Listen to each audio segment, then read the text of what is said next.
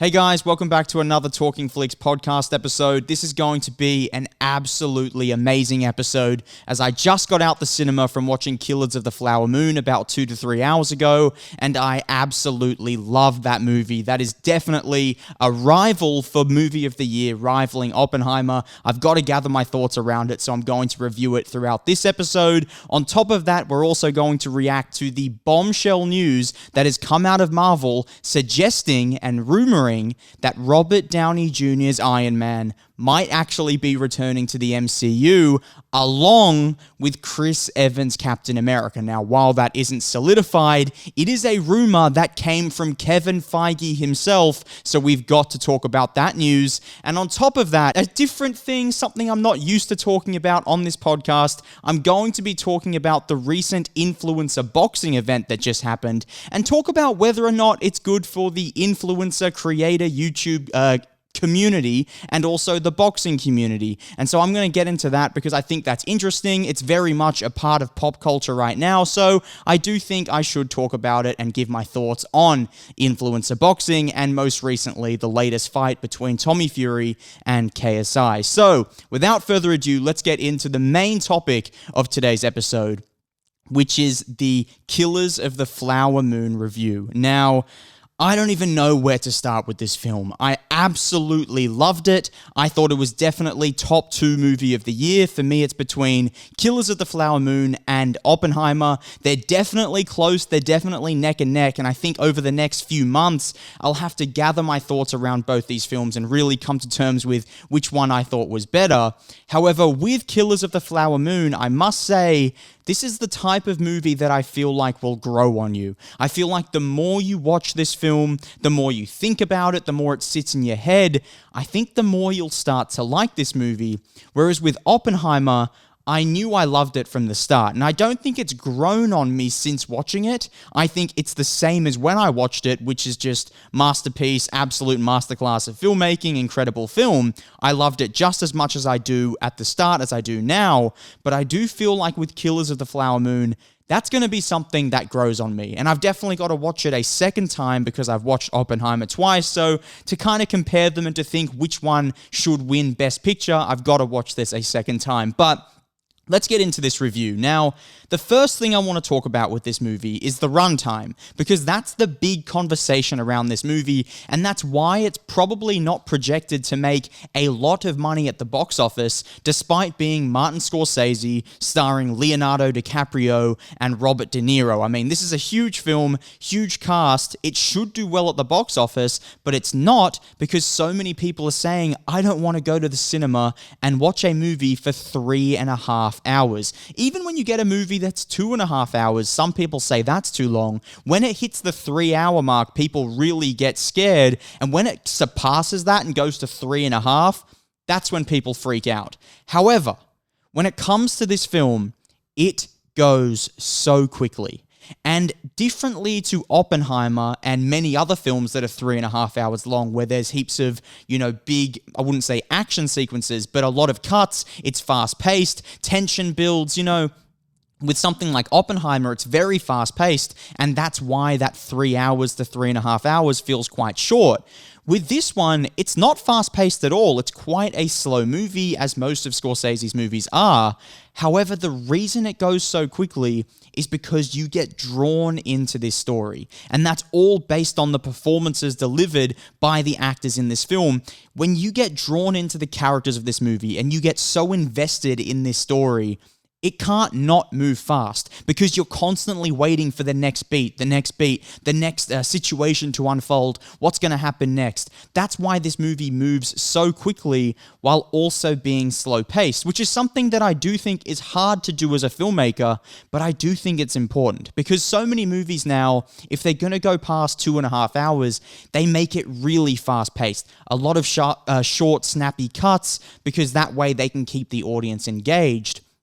But I think there's a skill and I think there's power in having a movie take its time, be slow-paced, while also making the audience become so engaged so that it moves fast and they don't lose focus throughout the film. That's very hard to do, but I think it's important for this one reason, which is what Killers of the Flower Moon was able to do, which is the fact that you can get across more layers, more nuance, more depth in the story by having it slower paced, because you can cover more. When it's fast paced, you've got to keep it moving. You can't sit in moments the way you can in a slow paced film, but the risk that you run when you're not as good as a filmmaker as Martin Scorsese is having it be so much of a slow burn that people just lose interest. But let me put the question to bed. This movie moves so quickly, you're going to be entertained hands down. The story is just way too good, way too important, way too emotional. You can't not be engaged for the entire 3.5 hours. And now we're going to touch on the performances, which is what contributed so much to that. Now, this is Leonardo DiCaprio's performance of his life. This is the best performance he has ever delivered, and I can easily say that. Despite the fact he's been nominated for an Oscar, 4, 5, maybe even 6 times. I don't know how many times he's been nominated. He's only won 1 Oscar, and that was for The Revenant. This is so much better. This is better than The Revenant, which I thought was probably his second best performance, if not his best, and that's the one he won his Oscar for. This is a better performance. This is so much better, and this has to at least have him nominated, and it's going to be close between him and Cillian Murphy here. However, this is by far his best performance. Then on top of that, you also had the actress Lily Gladstone, who I've never seen before, and she plays Molly, Leonardo DiCaprio's Native American wife, in this movie. And I've never seen her act before, but my God, was she amazing. She carries this film. So much of this is based on her, because if the actors don't deliver great performances, especially Lily Gladstone, this movie falls flat on its face. Because like I said, what saves it from being a slow burn is you get so invested in these characters. And what Lily Gladstone was able to do in this film to draw you in and have you along the ride with her.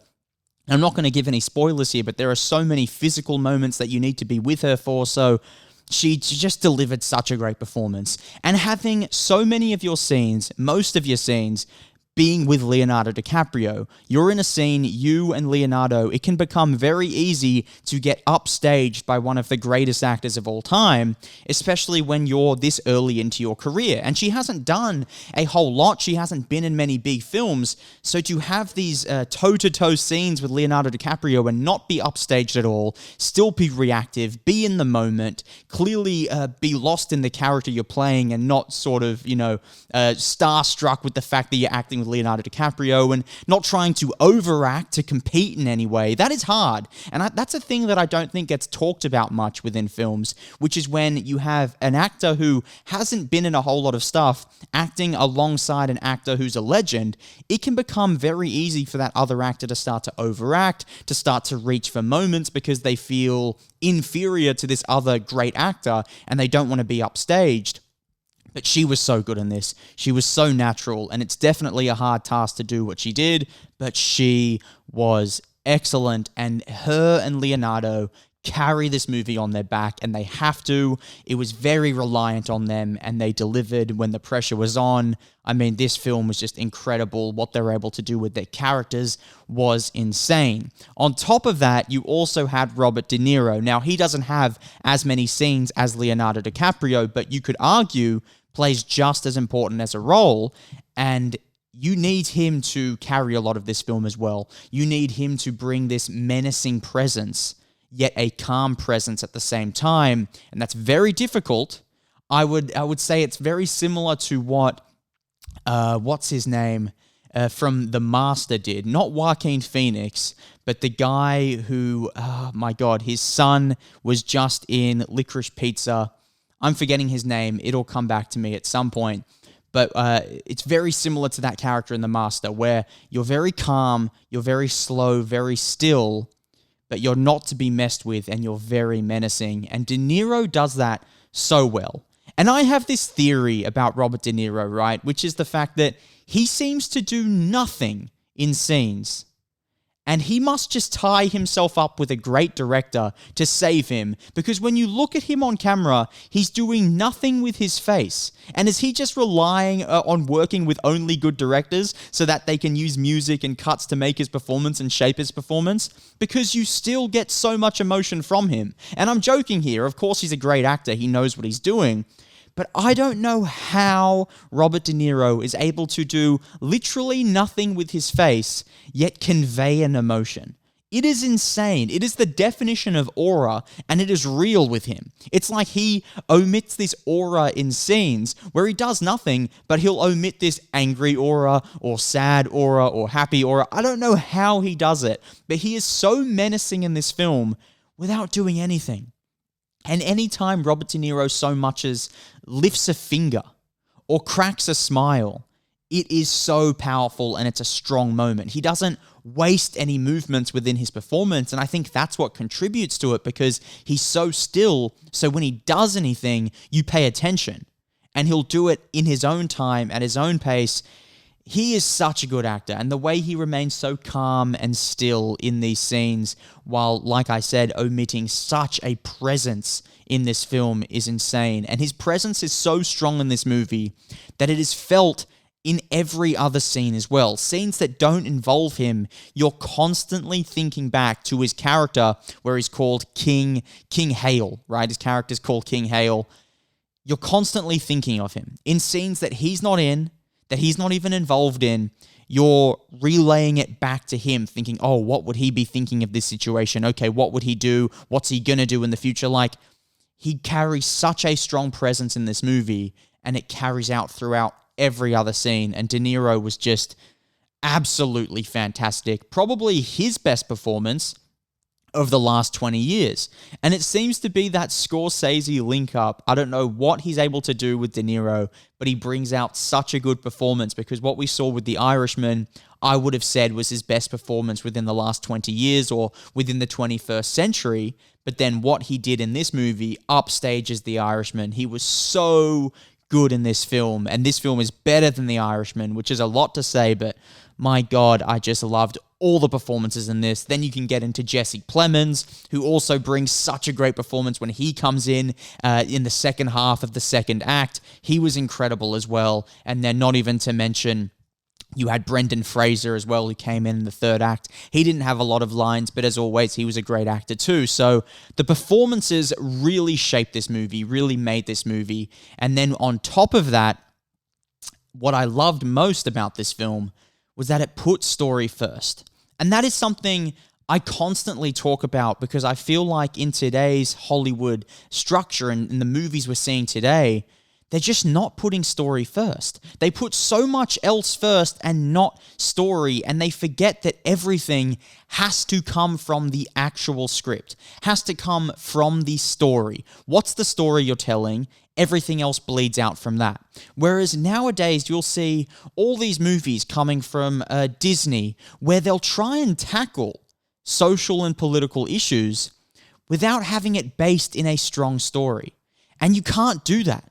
See, this is a movie that is beyond political, beyond social, and does it in the best way possible, and in the way that every movie should, which is through story.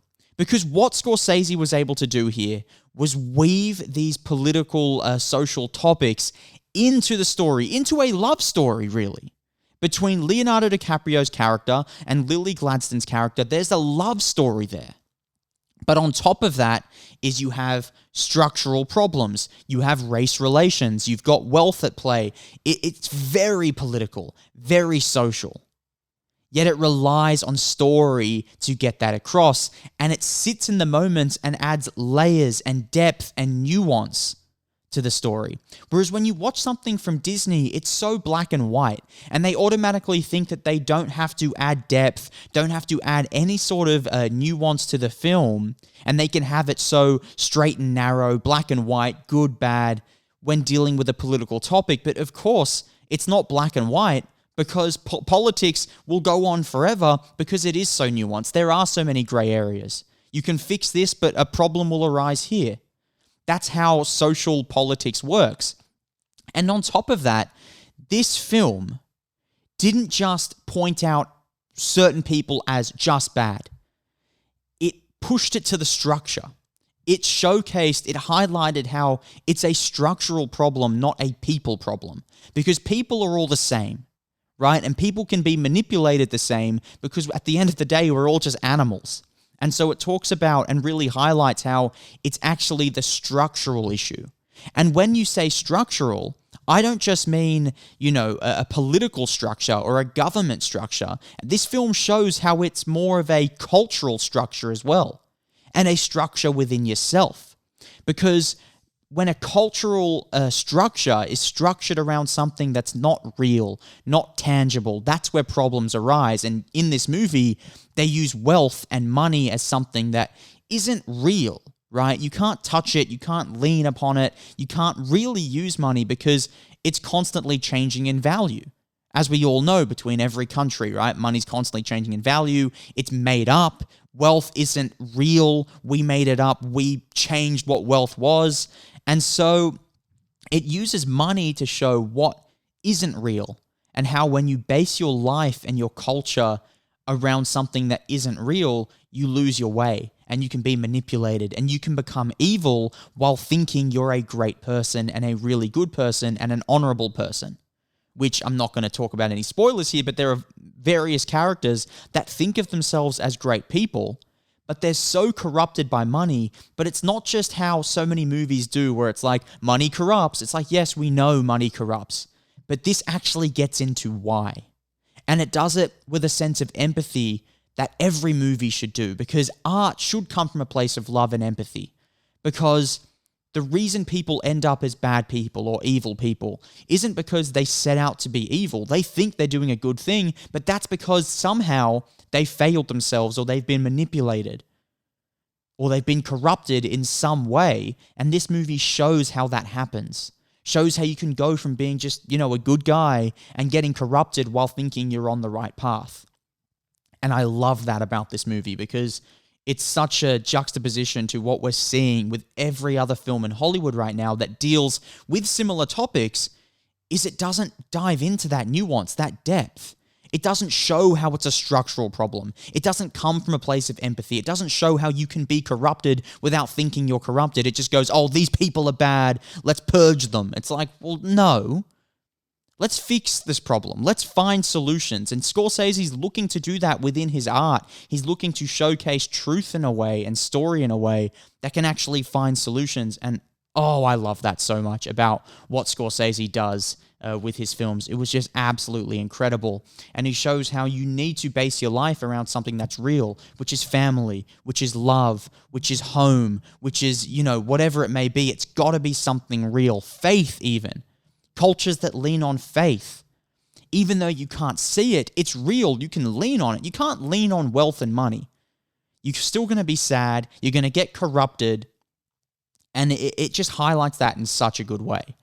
And then, moving on, we also see just how with capitalism, right? It's another thing he touches on in this movie is this whole argument around capitalism. And right now, we're at a time where people are either saying capitalism is the greatest thing in the world or capitalism absolutely sucks and must be stopped. Whereas what Scorsese shows in this film, by just telling a good story, first and foremost, by leading with story, is how capitalism isn't necessarily all bad. It can be good, but it's also not perfect. And so he just tells the truth of what capitalism is. And I'm not someone who's anti-capitalism. I'm not 100% pro-capitalism. I want, everyone to make money. We should all live a healthy life, a balanced life, and we should also try and strive for more money. Of course, I work for money, so I can't sit here and go, I hate capitalism. Like, I started a business, of course, I'm capitalistic in some way. However, I can see that capitalism isn't perfect. And all he does in this movie is showcase the truth of capitalism. And we need to see that more in art because right now, art is becoming so divisive and the world is so divisive and capitalism is a topic that the world is so divided on. And I think people are jumping to two extremes here and it's just so wrong. Of course, capitalism isn't the greatest thing in the world and probably needs to be fixed in some way. We can improve upon the capitalistic structure that we have. However, I don't think we should get rid of capitalism because there is some good that it brings as well. And so it shows that in this film, and it shows how capitalism can corrupt, but how capitalism can also help with certain situations. And so, without giving any spoilers away, just know that it touches on that, and that's another great topic. And so, as you can tell by this review, it's a movie that makes you think. If you're not in the mood to work your brain, if you're not in the mood to think about things in a deep way, don't go out and watch this film, because it does that. But on top of it, it's also thoroughly entertaining, like I said, with great performances, great cinematography. It's a very entertaining film, but it's very deep, as all Scorsese movies are. You're going to have to think about things, but it does it in such a good way. And I feel like this should just be a lesson to so many directors coming up, so many artists coming up, and just people coming up to not be so divisive. To not come from a place of, this is perfect and this sucks, or that side sucks and our side is perfect. Everything's nuanced. And so when it comes to creativity, when it comes to movies just need to come from a place of truth, be a mirror to society. And that's all Scorsese does, and that's why his movies are great. He leads with story first. He isn't calling certain people 100% evil. He has empathy for them, and he sees how they got that way. And all movies should be like that. It's incredible. And he's able to do that while still, showing some people are bad and still pushing a message. You have to have something to say within your art. You have to have a message you're pushing.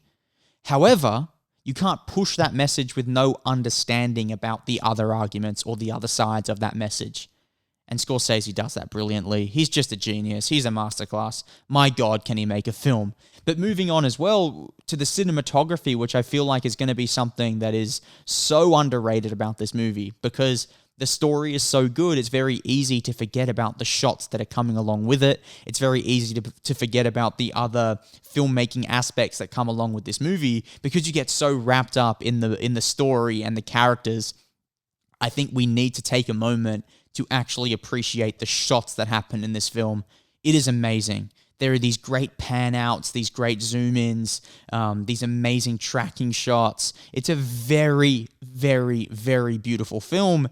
I would argue it's Scorsese's most beautiful film. And that's, something that's crazy because all of his movies are very beautiful. They're very poetic in a way. This, to me, is the most beautiful film Scorsese has ever made. And he just did such a great job with the shots that he used to portray the story. And on top of that, something else that's going to be very, very underrated when it comes to this film is the score. The soundtrack, the score was incredible. And it's so good in that way where you don't notice it. And I had to find myself at times going, oh, hang on, let me listen to this song because, one, this is a famous song, and it works so well for this film. And it's something that you can definitely not notice because it carries so much emotion, and so you're thinking about the characters. Once again, you're thinking about the story. And to me, that's the sign of a good filmmaker, because when you're watching a movie, unless it's a Tarantino, Guy Ritchie movie, when the score comes in, they want you to notice the song, and it plays a big element, but something that I think is a telltale sign of a good film is when you don't notice the music, but it has an effect on you with how the story's turning out. You know what I mean? You're so focused on the story, and the music carries that and actually increases your focus on the story that you don't notice the music, but the music has an emotional effect on you. That's a telltale sign of a great film and of a great soundtrack, and this does it amazingly. To me, it's almost impossible to fault this film in any way. I don't think you can find a fault. I think the only reason this isn't the greatest movie that ever existed is just, to me, there are better stories. To me, Godfather Part 2 was probably the greatest movie ever made because it's the greatest cinematic story ever told. But that's obviously subjective, my opinion. And so that's all that's holding this back from being the greatest movie that ever made. But it's got to be top 30, top 20. I mean, this story is excellent. Cinematography is excellent. You can't fault anything.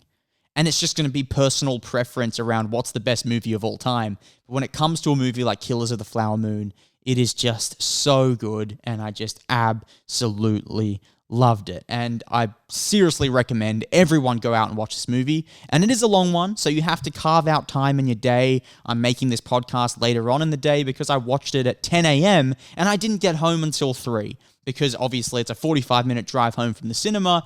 The movie goes for 3.5 hours plus ads. Then you have to eat lunch. So you've got to carve out probably a whole day for this film.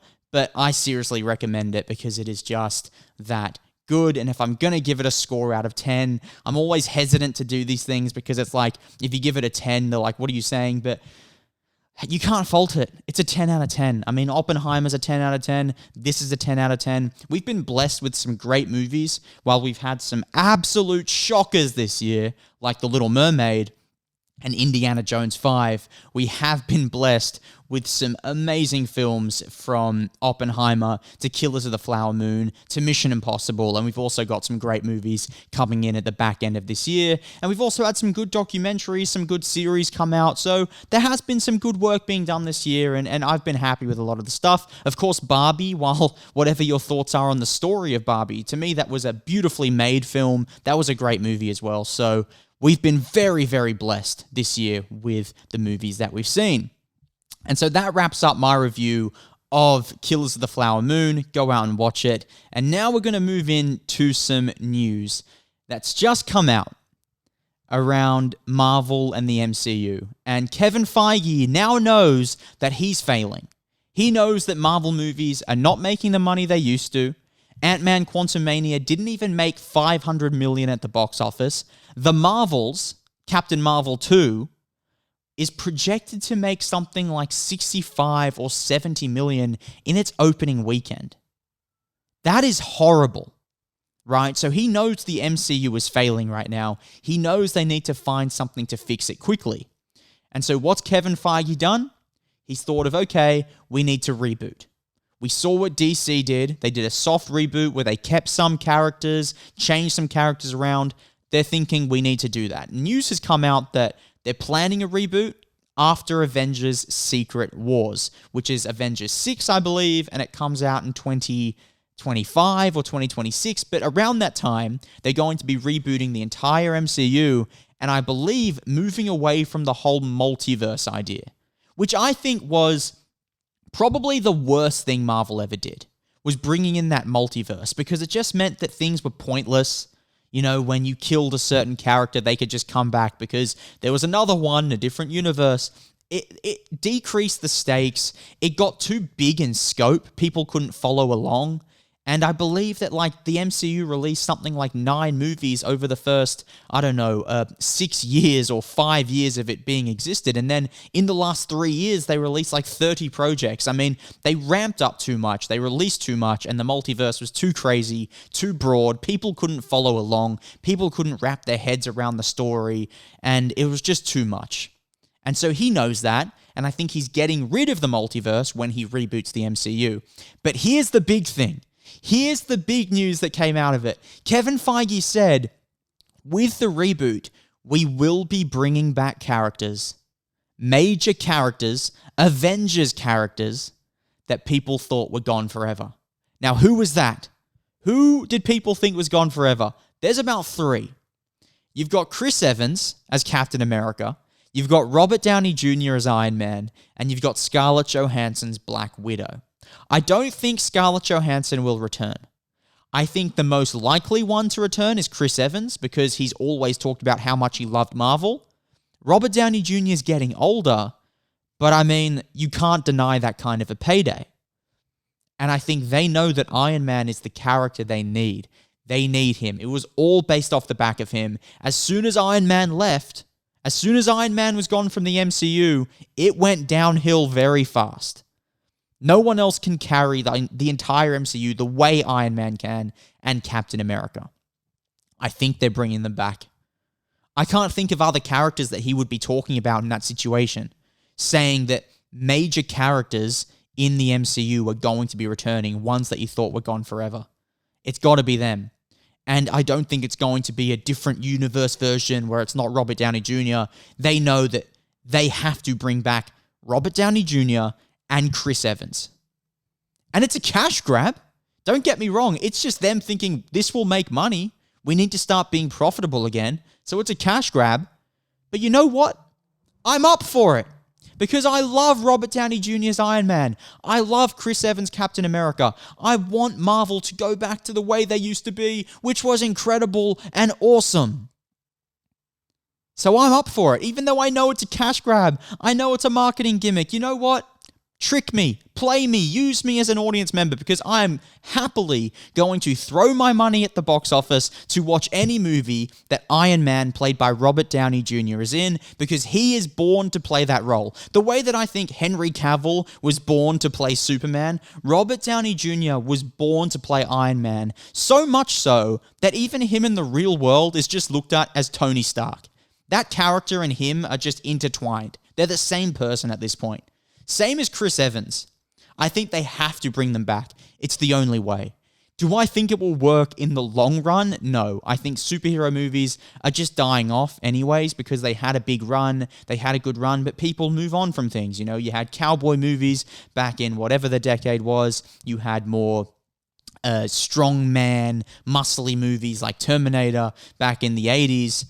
And so things change, things evolve, so I do think the superhero genre is dying, and it's going to die out eventually, but they can buy themselves a little bit of time and a little bit of more money at the box office by bringing back Robert Downey Jr. and Chris Evans. And you know what? Here's the thing. I get down on Marvel a lot because these last 2 years have been utterly atrocious, where their movies are formulaic and garbage and crap. But you know what? I do have to give Kevin Feige his props. He's a genius. And what he did with the MCU for a decade was incredible. And if anyone is going to steer this ship back, it's him. Because what they did was amazing in the first place and wasn't something that I would have been able to do. So I probably can't see the way to fix this ship. And that's why I think it's just a foregone conclusion that the MCU is dying and won't revive and won't last another 5 years. But he can probably see something that I can't, because he's a genius. I'll give it to him. And I think if anyone's going to do it, it's going to be Kevin Feige. It's not going to be DC, it's going to be Marvel. If anyone's going to revive the superhero genre. And I think he can do it with Robert Downey Jr. and Chris Evans. Like I said, to me it only buys them a few years, but I'm up for it. I want to see him return. And so this is just bombshell news that really excites me. And we have to wait a little while here. I mean, we're talking about, 2026? But if these conversations are being leaked, they're already being had between Kevin Feige and RDJ and Chris Evans. They're definitely in talks. And so this is going to be massive. This is going to be huge. I am so excited for this to happen, if it does happen, because like I said, it's a rumor. However, it's come out from very reputable sources. And it's a direct quote from Feige, so I'm excited for it, and I think it might actually happen. But moving on to something new. This is something different, but we have to do things different on this show every once in a while, and like I said, I want this to be about Hollywood, movies, and pop culture, and just society and how it reflects society. So we're bringing in a different segment to this episode, which is we're talking about influencer boxing. This is all the craze at the moment. This whole influencer boxing, we just had Misfits promotions with KSI, and I'm a huge boxing fan. You know, boxing in a way runs in my family. I had multiple family members who were boxers. My grandfather was a boxer. My uncle, my dad's brother, won Golden Gloves. So boxing is huge in my family. I've grown up watching it my whole life. I love boxing. Done boxing training. I love it. And so as a boxing purist, you might say about me, I look upon influencer boxing as something else. It's not real boxing, but it's starting to merge with real boxing at the moment. Of course, you have those crossover fights where you have real boxers taking on these influencers, like Tommy Fury versus KSI versus Jake Paul. And it's starting to merge, it's starting to become one, but I do think there are some problems that arise in there. And here's two. There's one problem that everyone talks about, which is influencer boxing bad for boxing? But the other problem is influencer boxing bad for content creators and influencers and the whole content machine?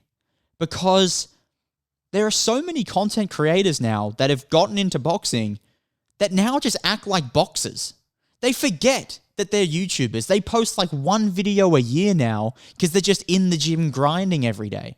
And all they post on Instagram is them in the gym or them at the weigh-ins. Like, they look like professional boxers if you were to look at how they're going about their life. Then you watch the fight and they suck.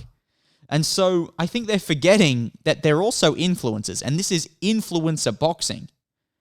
And so that's something that not a lot of people are talking about. But I do think it's an important question to ask. Is this ruining, influencing, it sounds weird to say, but is this ruining content creation in any way? Because now any content creator that grows a little bit of a following now all of a sudden wants to jump in the ring because they see the money they can make from it. And they'll start up this beef with another YouTuber so they can get in the ring. Blueface is jumping in the ring. Like, it's ridiculous. And I think there's a select few who do it really well. Jake Paul, KSI, Logan Paul do it very well, where they keep the content coming with podcasts, with interviews, with YouTube videos, whatever it may be. They're very entertaining. They put on a show and act. But there are some influencers out there that just go about like they're professional boxers at this point, and that's ridiculous to me. And then another problem with this whole influencer boxing is when you drag someone like Tommy Fury into it.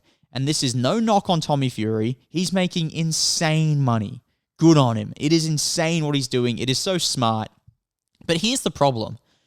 He'll come over and fight someone like KSI, who, watching that fight, doesn't fight anywhere near a traditional boxer, right? His stance is weird. He does these weird jumping jacks and then just lunges in for one shot and hugs. Like, KSI doesn't look like a proper boxer in any way.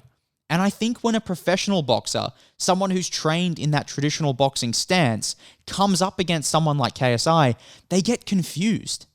And it makes Tommy Fury look way worse than I think he actually is. See, I see a lot of people saying he can't put away these YouTubers. He sucks. He has no chance of doing anything in professional boxing, but he's 24 years old. He's the younger brother of Tyson Fury. I've seen him training. I've seen him in fights against proper boxers. And he's pretty good. Do I think he's world title contender level right now? Absolutely not. Do I think he's closer to a British title than some people think? Yes.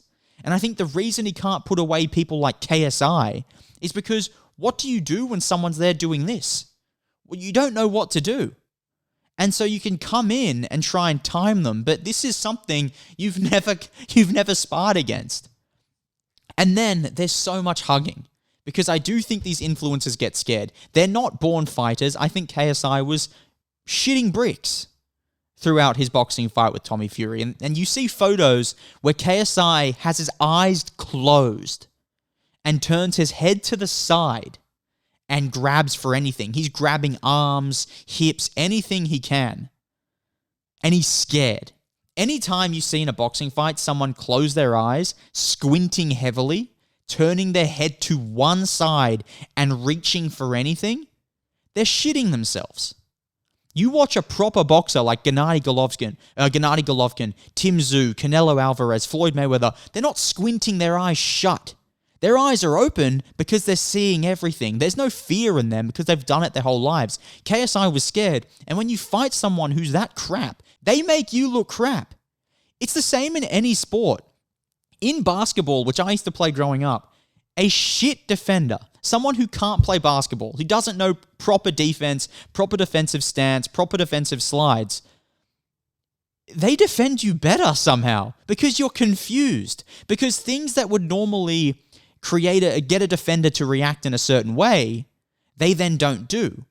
And so you can't time anything, you can't predict anything, which sport is all based on, timing, predicting, and trying to force them to do an error when they're not reacting the way someone who knows what they're doing does. And so I think with Tommy Fury, he'll throw a feint, and KSI will react in a way that he's never seen before in his life, and so he can't predict anything. I think when he comes up against someone who's better, he can do things and know how they'll react, and he can react to it. And so that's why when he fought Jake Paul, he looked way better than he did against KSI, because Jake Paul is just someone who is boxing in a traditional boxing style, while he's, compared to Canelo Alvarez, shithouse at boxing, way better than I ever will be, but he's good, right? But nowhere near professional level. While he's nowhere near professional level, he is in a traditional style, somewhat. He's a little awkward in some places, but traditional for the most of it. And so Tommy Fury can look normal up against someone like that, and he can predict him, and he can know how how Jake Paul will react. Whereas when it comes to KSI, I think it made him look worse. And so I think that's another problem with influencer boxing, is it's ruining the way some of these boxers look. I think when professional boxers or professional MMA guys come in against a YouTuber and then they lose and they get beat or they don't look too good, I think it kind of tarnishes the name of boxing. And so that's an issue. But you know what? Fair play to anyone getting involved in this, because they're making millions, and good for them, good for their families, their lives, their careers. It's amazing. It's insane. But it's definitely taken over pop culture right now. And so many people are into boxing now. You see the whole internet going crazy over any Jake Paul fight, and then they don't even care about like a good fight. More people would have watched Tommy Fury KSI than Canelo Alvarez Jamel Charlo. And that's insane to me as a boxing fan. But it's just crazy how it's taking over pop culture, and it's definitely all the craze right now. But I do think there are some problems in there. And the last problem I wanted to talk about with this is I do think someone's going to get hurt at some point. I do think someone's going to come across, it might not even be a good boxer. It might be two influencers, but they're not used to taking a punch, or just in boxing in general. You get punched so many times, sometimes things can go wrong, your brain can leak, you can end up in a coma, in hospital, or even worse, right? Worst case scenario happens in boxing. And that would be the worst thing to see. And I think some of these influencers are underestimating the dangers of boxing and how dangerous of a reality it is to actually step in a ring and throw punches. And someone might end up severely hurting someone else or severely getting hurt. And so I think that's another issue with this becoming so mainstream. I think it dilutes the meaning of boxing, but it also dilutes the realities of it, which is this is a dangerous game, and it's a game not for everyone, which is why I'll never step in a ring, because I value my brain too much.